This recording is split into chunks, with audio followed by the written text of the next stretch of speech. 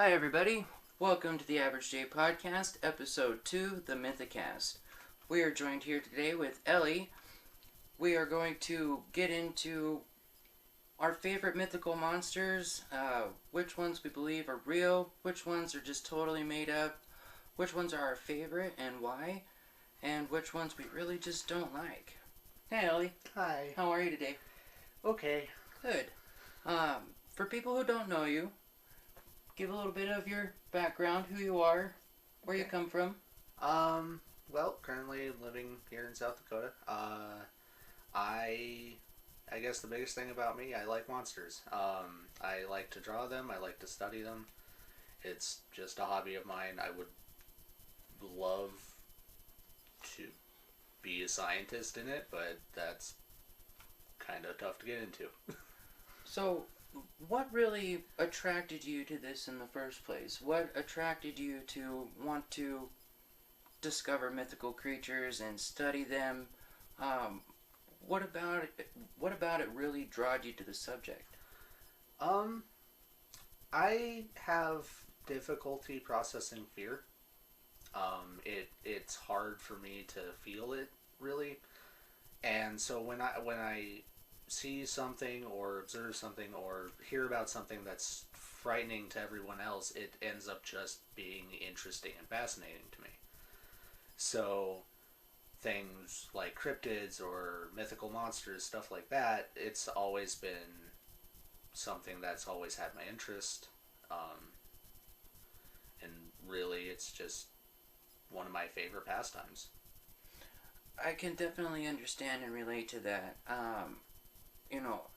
It's such a fascinating subject, and to see which ones really come out of pure imagination and which ones, have substantiated evidence to being possibly real, whether it be supernatural or, just straight up urban legend passed down from generation to generation.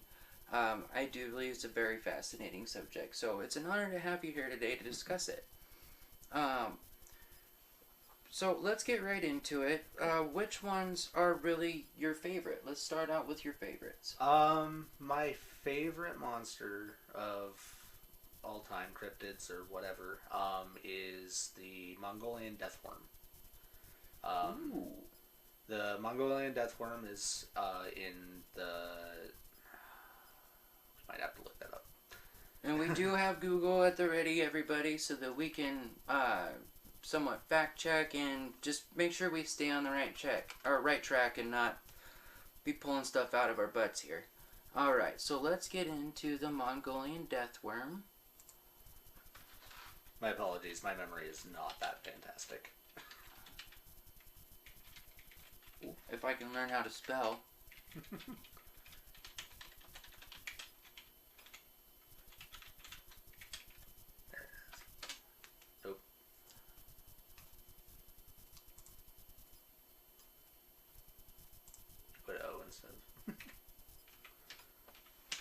My keyboard is so old.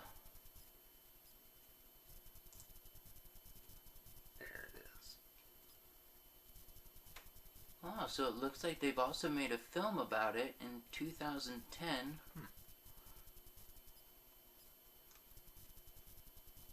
I think it's the first.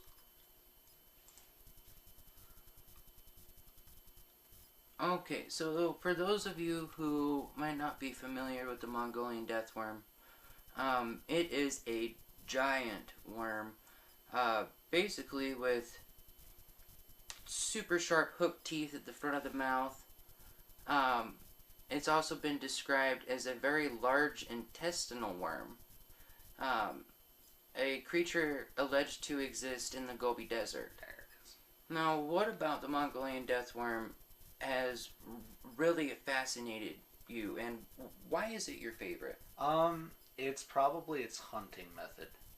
What it does is it can't see, so it senses vibrations in the desert, and when it gets close enough to its prey, it emits an electrical pulse, and that pulse paralyzes whatever its prey is, and it can be human, and then it attacks it and devours it. Ooh. And it's kind of like the reason why I like it so much is because it's such a hopeless situation to be in. I like things like that to where there's no hope for you, so there's just you have to accept what's coming. The inevitable doom. Yep, exactly. So when you feel that electrical pulse, I mean, you can't really resist that unless you have rubber boots.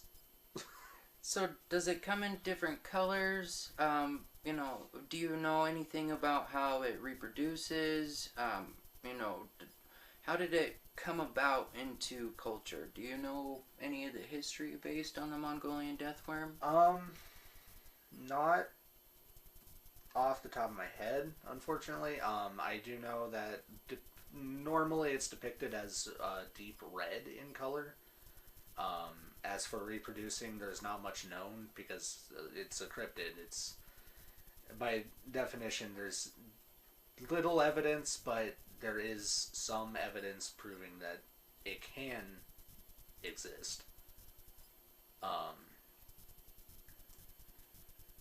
I'd be curious to find out if it's something that lays eggs, if it basically is asexual in its reproduction and can multiply itself kind of like a bacteria would. I think being a worm, I think it could very likely do that. It looks like the first surfacing of the Mongolian deathworm originated in 1922 in a book called The Trail of Ancient Man. The American paleontologist was not convinced by the tales of the monster that he heard at the gathering of the Mongolian officials. None of those present ever had seen the creature, but they had firmly believed its existence and described it minutely. And that's normal with cryptids. Normally they're spread by word of mouth. It's just that's why the field of cryptozoology exists, is to get behind the folklore and actually find out if things like this exist. I would love to be a cryptozoologist. So, on your personal level, do you think that there is a potential for it to really exist? I really do. There's so much that we don't know about Earth in general. Like, there's so many species we have yet to discover, let alone in the ocean. But I mean, in a desert that vast, we can't really penetrate that deep into the sand to see what's down there. So, there's a very likely possibility that there's even worse than that.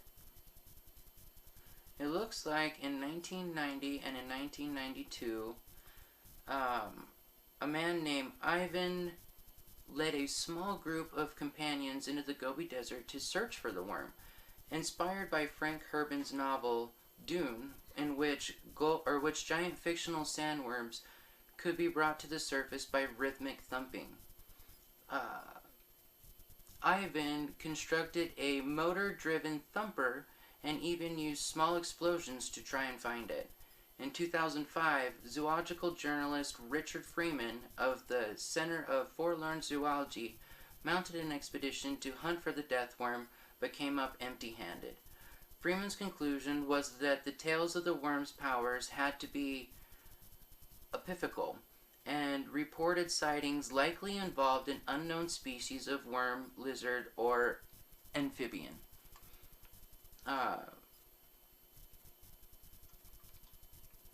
Let's see. It also was. There was also an expedition led in New Zealand in August of 2009, but also came up empty-handed.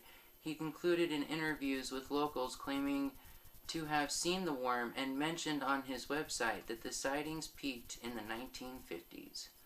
So, do you think it could be still alive today? We did talk about whether or not we think it's real. Yeah. But do you think it could still be alive today, or do you think it's something that died off, or something that may be ancient in origin and ancient in nature, and has kind of run its course and is now extinct?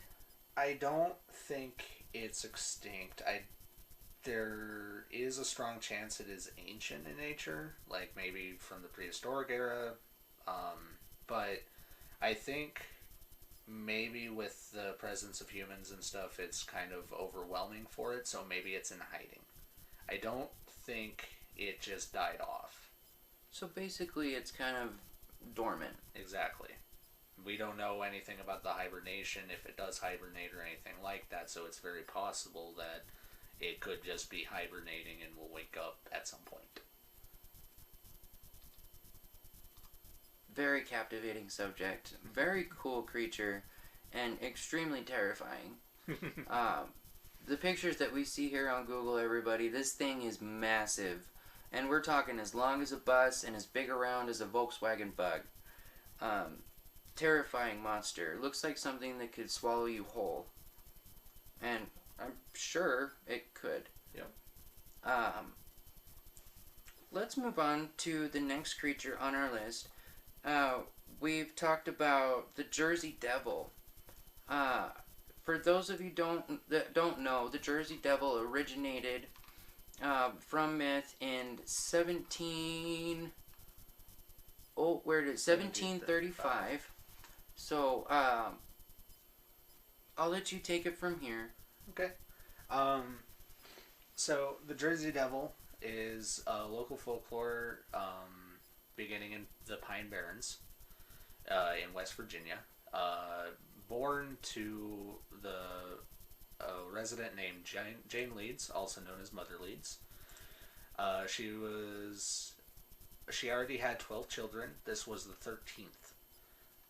And she, frustrated with the situation, as you would be, cursed the child and declared that it would be the devil. She entered labor in 1935 during a stormy night. 1735, I apologize. During a stormy night while her friends gathered around her. Born a normal child, the 13th child changed into what's known as the Jersey Devil. A creature with hooves, a goat's head, bat wings, and a forked tail. It growled and screeched at everyone around it. It beat them with the tail before flying up the chimney and heading into the pines. Now, the Jersey Devil has been something that has really attracted me to the mythical subject, just because I've watched documentaries on it. It's even been on the History Channel as something, trying to find, what is it called, Monster Quest? Yep. So people have really tried to find this thing and have taken great effort to photograph it, to get recordings, and so far as I can tell and what research that I've done on the subject, nobody's actually gotten a solid picture of it, but there have been many, many recordings of just sounds and unhuman howling and just natural creature howling, something that wouldn't really just be your average coyote or bird sounds, just emanating through the Jersey forests. So, once again, what about the Jersey Devil really fascinates you, and do you think it could still exist? The thing that fascinates me about it is the supernatural aspect of it. That a normal human child shapeshifted into this creature and then immediately took off from its home, which means it would have to have exponential growth at that point.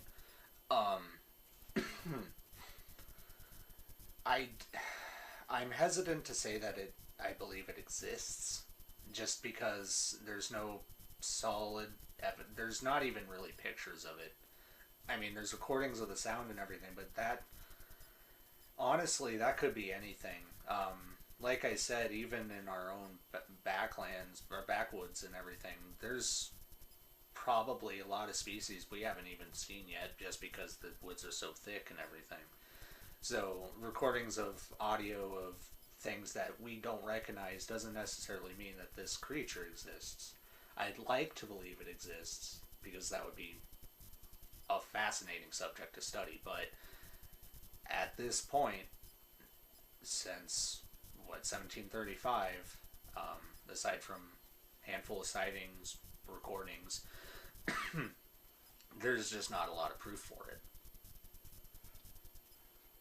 Agreed. And I really like how you put on there that it could potentially be something that we just haven't really discovered in a species yet. Um, for example, there's a bird out there that it actually rubs its wings together, and it's a mating ritual. It rubs its wings together, and it sounds like a whistling violin. Before scientists really knew about it, it used to scare the crap out of people. Yeah. To hear this, especially at night. I do believe that this bird has been recently discovered within the last couple decades, and to make these unnatural sounds, I say unnatural sounds because it's not an everyday average, sound that you would expect from any creature out there. So I like that you put the possibility it could be something undiscovered. I myself, I really like the legend. I just think folklore and legends are very fascinating, but I myself do not believe that it is a real creature, that it's still alive today. I believe it's just been kept alive from generation to generation as a fascinating folklore story. Exactly. But purely urban legend. Speaking on things that are urban legend, what do you think about the Mothman? I apologize. The Mothman is one of my other favorites. The fact that it predicted supposedly the Silver Bridge disaster, which is in the bridge connecting West Virginia with was it Ohio? Yeah, Ohio. It was cited to be perched on the bridge, and then the bridge collapsed, I believe a few days later, and killed 46 people. There was a movie based off of it called The Mothman Prophecies. Pretty good film. But just the fact that there might be a creature out there with the ability of precognizance where it can just see disasters before they happen and try to warn us while also appearing kind of horrifying is just really interesting to me. Do you think there's any way that this creature, instead of trying to forewarn us, is actually the cause of these disasters? That could be a possibility. There was a sighting before that where it was a group of friends that were on the back roads in West Virginia, and they ran into it, and it started chasing them, and they had to run into an underground bunker, and it stalked them for a little bit. So there's nothing saying it's not hostile. It could just be frustrated with human presence in and of itself and wanted to cause, try to get people out. And for those who want to know a little bit more in depth on the story, on November 15th, 1966, two young couples from Point Pleasant, Roger and Linda, and Steve and Mary, told police that they saw a large gray creature whose eyes were glowing red when the car's headlights picked it up. They described it as a large flying man with 10-foot wings, following the car as they were driving in an area outside town known as the TNT area and the site of a former World War II munitions plant. During the next few days, other people reported similar sightings. Two volunteer firemen who saw it said it was a large bird with red eyes. Mason County Sheriff George commented that he believed the sightings were due to unusually large heron, or a very big bird. Let's see where to. Oh, I lost my spot. Sorry, guys. Partridge told Johnson that when he aimed a flashlight at the creature in a nearby field, its eyes glowed red, like bicycle reflectors, and blamed buzzing noises from his television set and disappearance of his German Shepherd dog on the creature.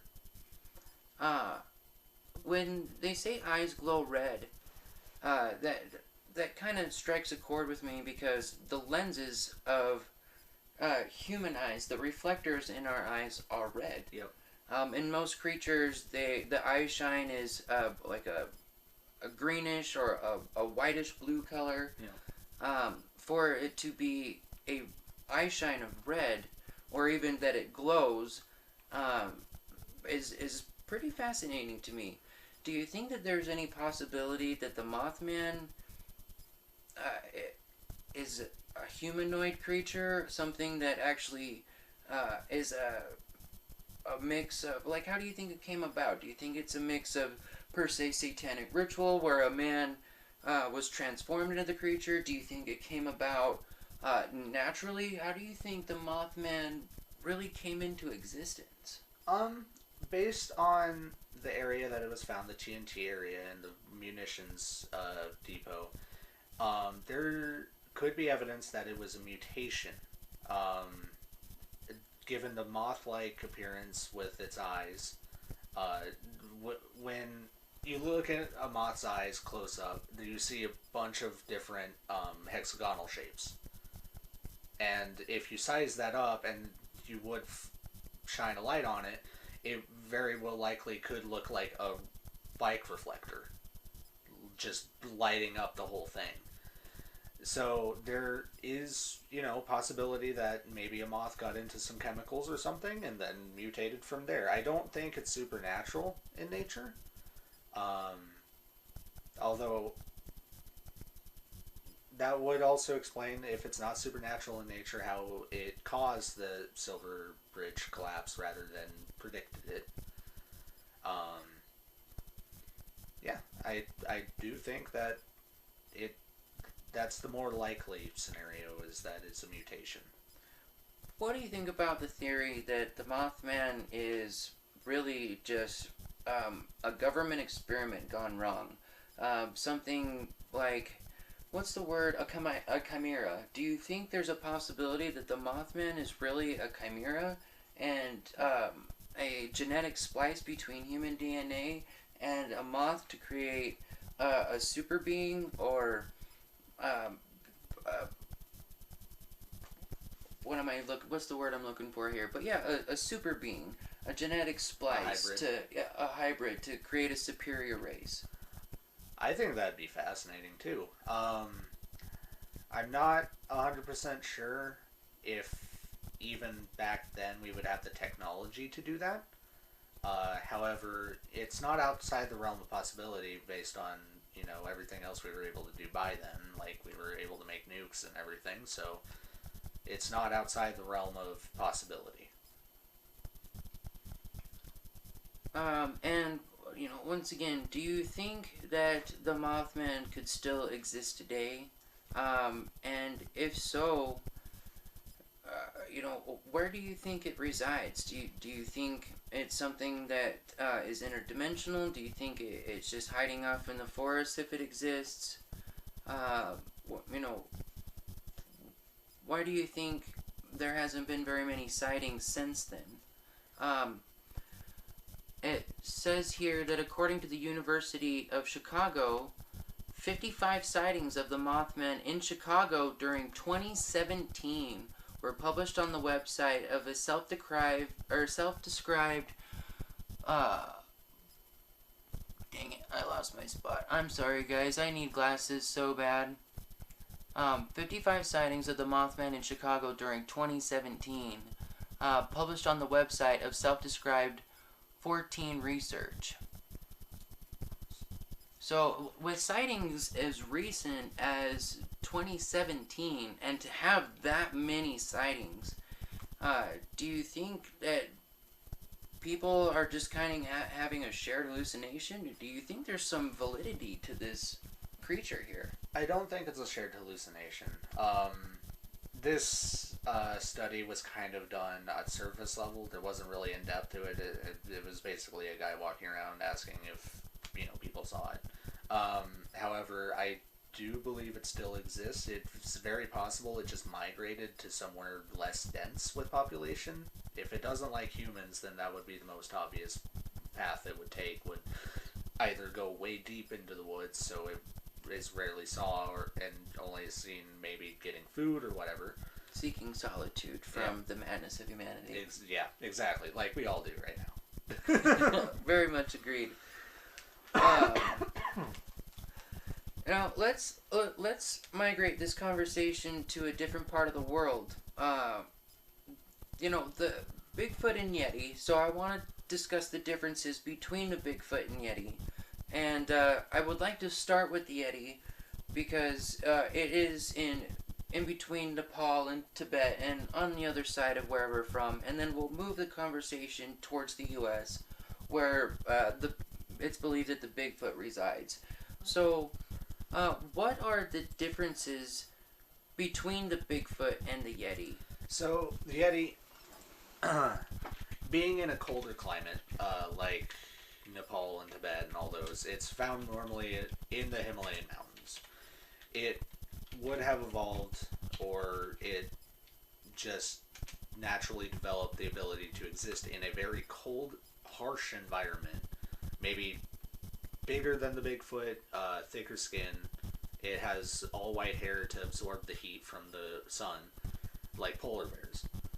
So like camouflage too. Yep, exactly. It's very vicious. I know there's several reports of attacks from it. There were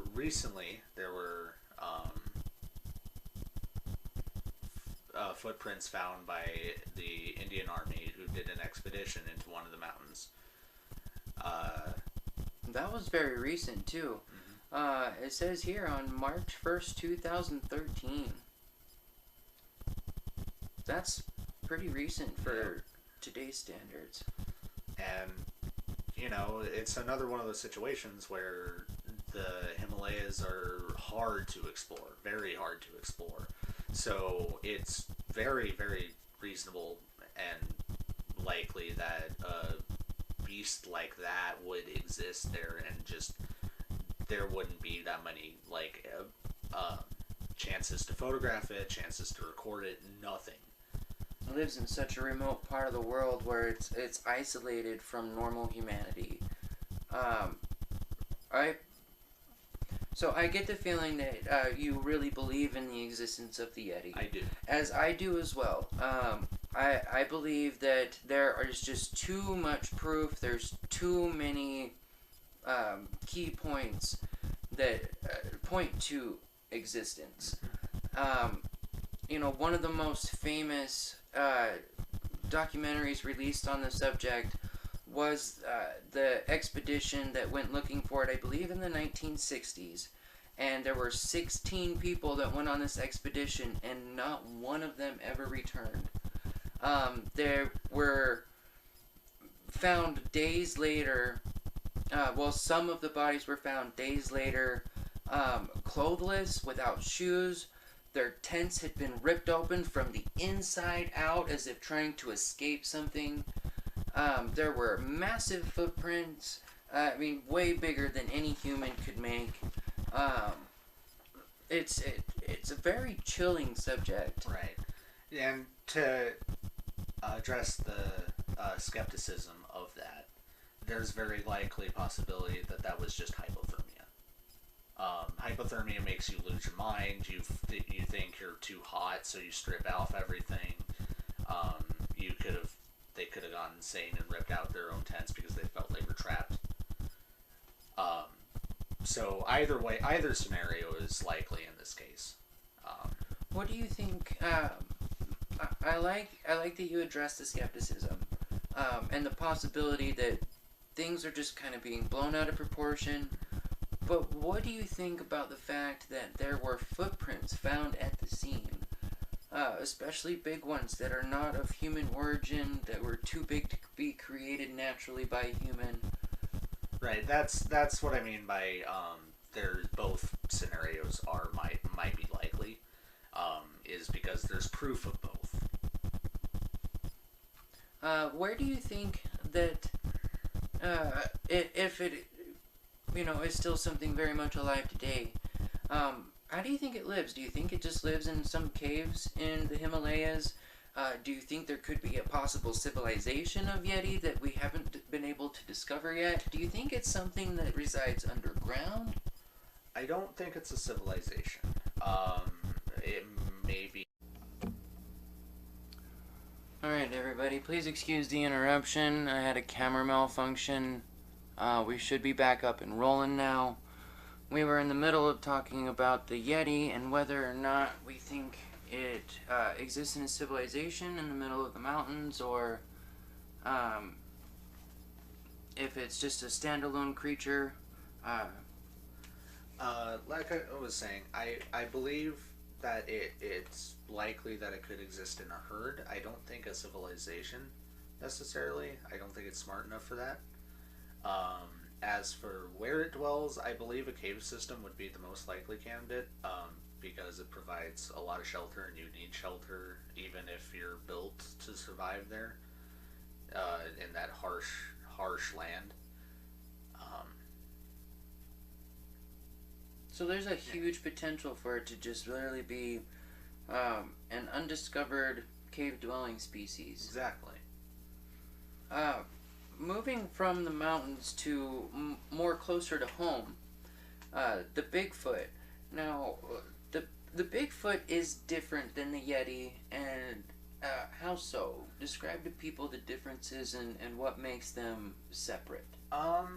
The Bigfoot is more, let's say, docile and human-like. There's been not really that many reports of attacks. I'm sure there might be a few, but not nearly as much as the Yeti.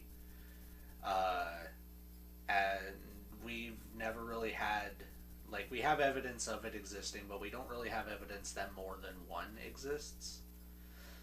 With the Yeti, it stands more to reason that, based on the evidence, that there could be more than one, definitely. With Bigfoot, we've only seen, a couple videos, some footprints, stuff like that, and it mainly hides in the woodlands, and it's the same issue with the Jersey Devil, where we don't know what's all in there. There very well could be multiple Bigfoot around, just in their own kind of tribe, just doing whatever they do. But they don't hunt humans, they don't attack humans on sight, they more than likely run away. Now, I've got a question for you. Do you think that the Bigfoot specifically, do you think it's a carnivore in nature? Do you think it's an omnivore that eats both plants and animals? Or do you think it's just a straight up vegetarian creature?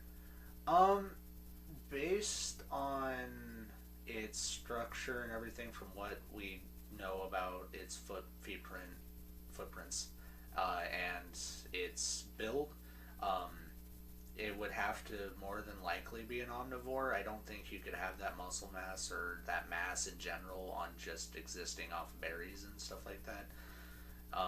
It could very well have the same diet as a bear does, where it hunts fish and also scrounges for berries or leaves or what have you, whatever it's available to it. That would explain why, we don't find dead deer and dead elk, things of a bigger game nature, really just lying around in carcasses and torn apart. Fish would make a lot of sense to me. A balanced diet between roots, berries, nuts, and fish, possibly even certain barks. This would have to be a reasonably intelligent creature.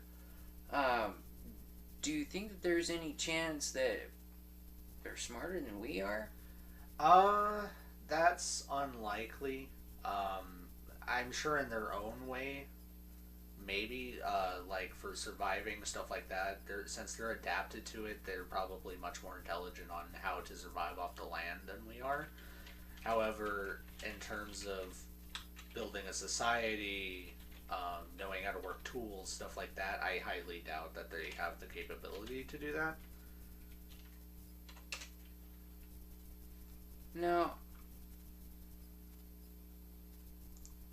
Is the Bigfoot and the Sasquatch the same thing? Um, I believe so. I believe it's just a regional thing with the Bigfoot and Sasquatch. The Sasquatch. Mm, Yeah, you're right. yeah. The Sasquatch here originates in Canadian folklore, where the Bigfoot originates in just American folklore. Okay. So you're totally right on there. It is a regional thing, and um, while there are distinct differences between the Yeti and the Bigfoot and the Sasquatch are just one and the same. And the fact that there's been sightings in Canada as well as America means that there could be definitely more than one Bigfoot. It's just we haven't seen evidence of it that much. Alright, so moving on from the Bigfoot. Uh, oh, by the way, I'm not sure if we covered. Do you believe that the Bigfoot itself is real? We think that the Yeti is real, and that it exists and has existed for a long time. But on the American side of things, do you think the Bigfoot and Sasquatch are real, or do you think it's more urban legend? Uh, that one's tricky. The skeptic in me, and it's always healthy to keep a fair level of skepticism whenever you're looking at any of this. The skeptic in me says that more than likely not, just because of the very scarce evidence we have. Like, I think we only have a few sets of footprints and a very shaky video that was stabilized, but honestly, that could just be a guy in a costume. It could just be a hype move, just sensationalism, stuff like that. I want to believe it's real, but wanting something and realizing that it's more than likely not are a very distinct thing. Uh, I I very much appreciate that perspective on it. What about the Bigfoot and Yeti really attract you to liking them? And between the two, which is your favorite? I like the Yeti. It's just more vicious, more terrifying, honestly. What I like about them is just they could be the missing link between human and ape. Um, there's evidence believing, they're humanoids, and they have a human structure to them, but they also are ape-like in nature. So it's really interesting to me that there could be, still existing to this day, the evolutionary stepping stone between the two. Right on. All right. I think we've covered as much on Bigfoot and Yeti as we really can without getting too repetitive and mundane. Um, something. Let's move on to something that's much more mythical. Fairies and pixies, which there is a distinct difference. Uh, you know, what do you think about fairies and what do you think about pixies, and do you think that there's a possibility that these are real? They exist in all types of folklore and in every history of civilization. There is a tale of a fairy or a tale of a pixie. Um, you know, what about these? Do you like, and which ones are really your favorite? I'd have to say I like fairies more. They're much more tricky. Um, like if you find yourself in a fairy home, you don't eat anything that you're offered. Don't tell them your name, or else they can do a lot of messed up things to you. They can take your name. They can trap you in there for good if you take any of the food they offer. It's just very interesting that there's a creature that could exist that um, is that tricky in nature. I don't know much about pixies personally. Um, I like to believe they're real, just because of all the folklore, all the history of civilizations telling stories about them and everything. But the skeptic in me is also saying that more than likely those were stories to keep to keep children and families safe and not go out in the dead of night to go into the woods and then never be seen again, because those times were especially dangerous with all the untamed land.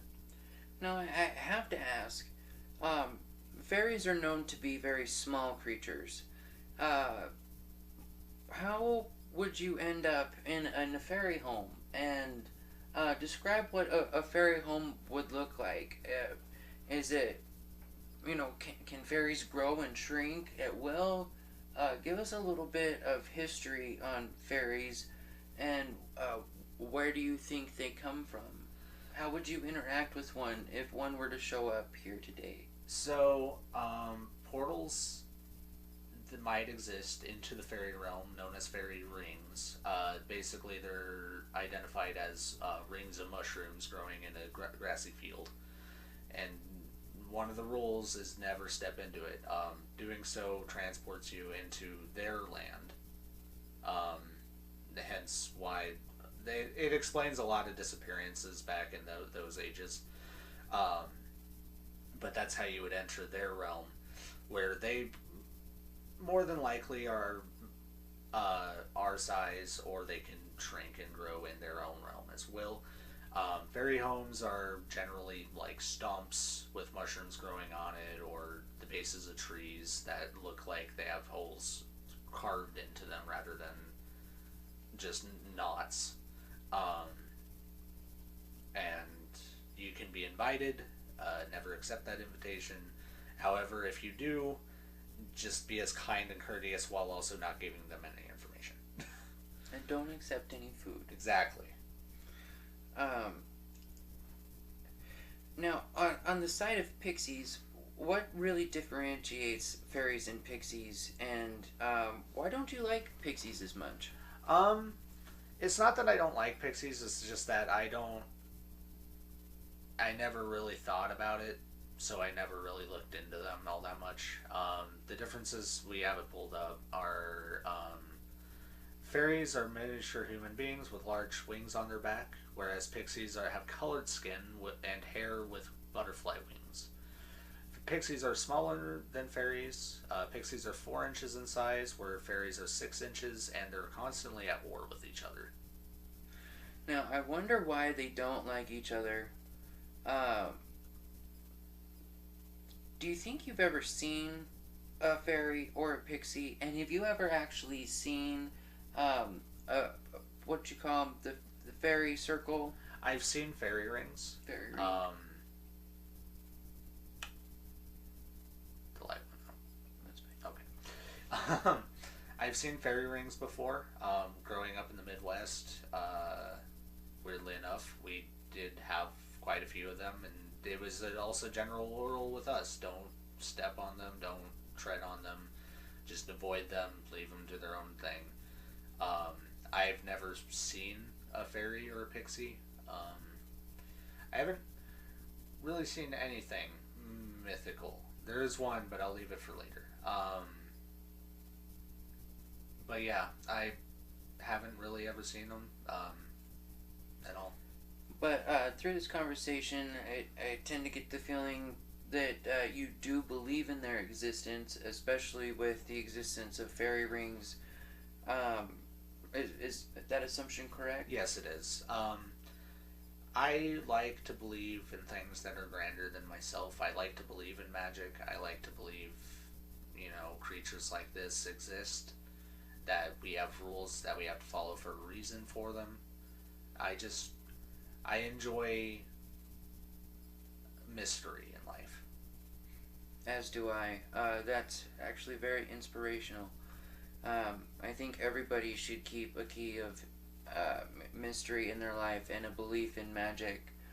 I think it's very important to just the human soul and future generations to keep the possibility of magic alive. Yeah. There's magic in everyday things, and it doesn't have to be mythical. It can be your everyday, just small little miracles that are also real magic. Yeah. And so I also very much believe in keeping the spirit of magic alive. And if anybody tells you that you need to grow up and stop believing in that stuff, never lose your childhood. Never lose your child part. It's too important. Very much agreed. Well said, Ellie. Well said.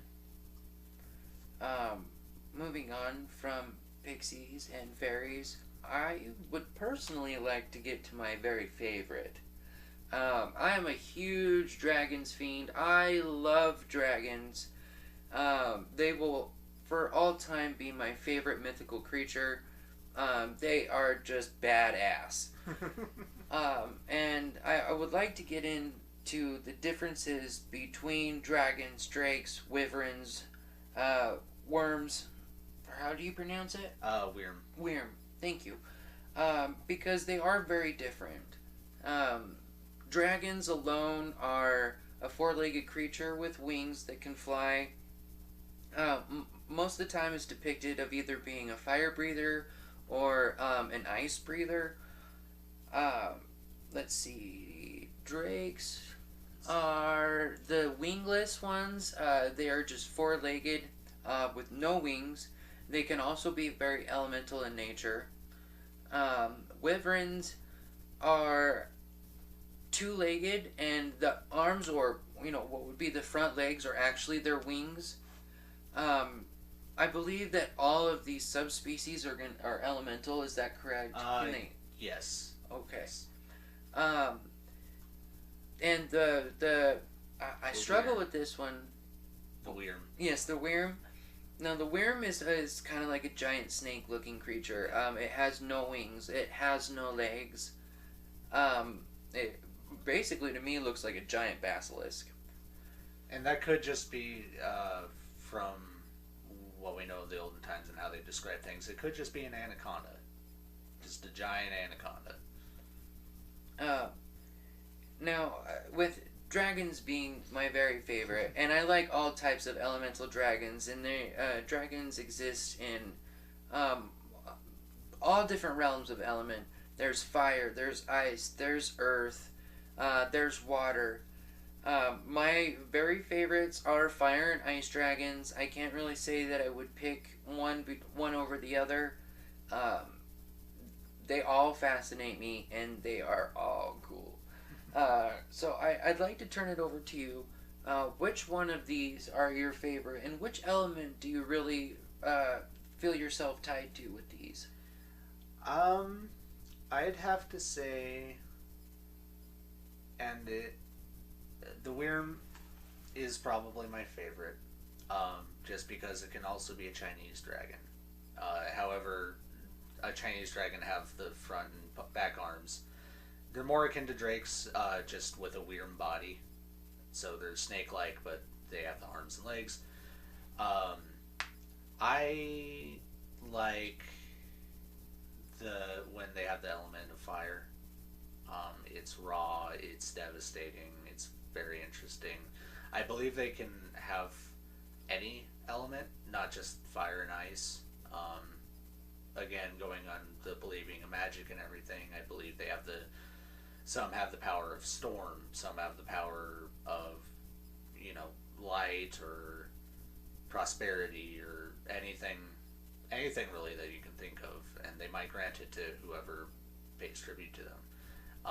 The reason why I like Wyrm so much is because I believe I saw one.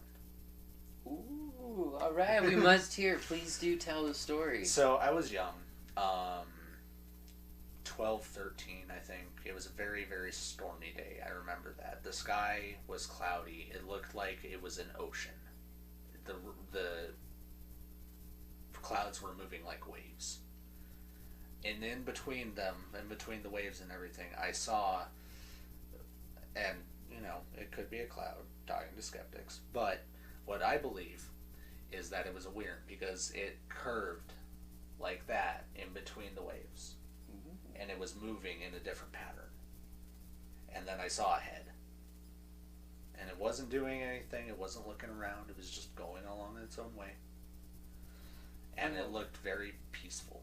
Oh, where were you at the time? I was in Newcastle, Wyoming.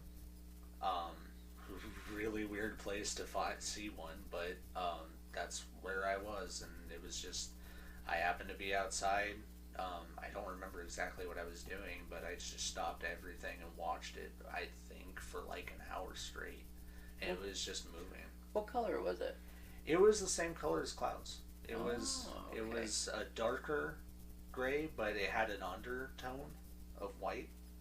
So more camouflage, Exactly. basically. That's awesome. That is a great tale, and I'm glad that you brought it up. Thank you for sharing. Yeah. I myself have never seen one, but I sure as hell hope to. I think it would be cool to see any creature of mythical origin or urban legend, you know, whether it be pure imagination or not. Like we've covered, I also believe in the existence of magic, and I think it would be a very magical time for me to be able to experience a sighting and really lock that tight for me. Now there is a side one here. Is a lindworm and a rim. I'm probably saying these so wrong. Are they similar? Are they like cousins? I'd say cousins is a good assumption for them. Lindworms do have legs. Okay. They're more aquatic based. They're what was depicted in like map sketchings and stuff at the edge of worlds where ships disappear and stuff. That's what a lindworm is it's a more ocean and like a sea based creature. Ah, okay. I'm glad I brought that up. Now, what do you think about the possibility that dragons, especially, the winged four-legged creatures, really existed in time? Because I find it so fascinating that along with every culture in the world, you find dragons. You find dragons in China. You find dragons in even Egypt. You find dragons in medieval times. You find dragons in Native American culture. You find dragons literally all over the world, and they dominate urban legend in every culture. Do you think that they were real at one point? Do you think that some of the fossil evidence that people or scientists believe that they found is real? Do you think they were mistaken as something else? What do you think about the general existence of dragons and why they are brought up in every subculture? I believe they did exist, though not in the capacity that we think. I don't think. I'd love to believe that they are magical in nature, but there's more evidence to suggest that they might have been a remnant of dinosaurs.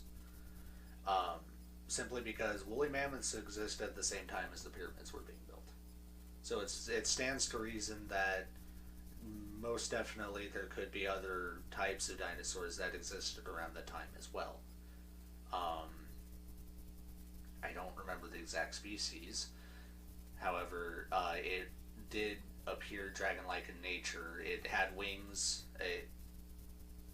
It more looked like a wyvern, to where it had the hind legs and the wings were its front legs.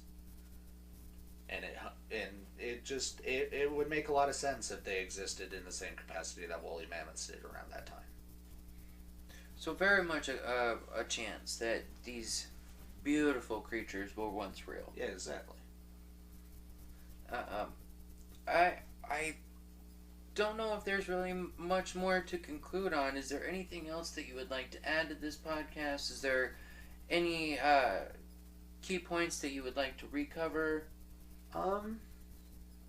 No, I cannot think of anything really. Right on. Well, thank you very much for being a guest on this episode. It was great having you, and thank you for such a fascinating subject. This one was really, really fun for me, and I hope it is as fun for you following along at home as it was for us. Thank you, everybody. We'll see you next time. And question for all of you. Do you believe in magic? Absolutely. In the comments, please keep the conversation going. Share any of your experiences. Let us know, what do you think about magic and its concept. Keep it alive in your heart. We'll see you next time.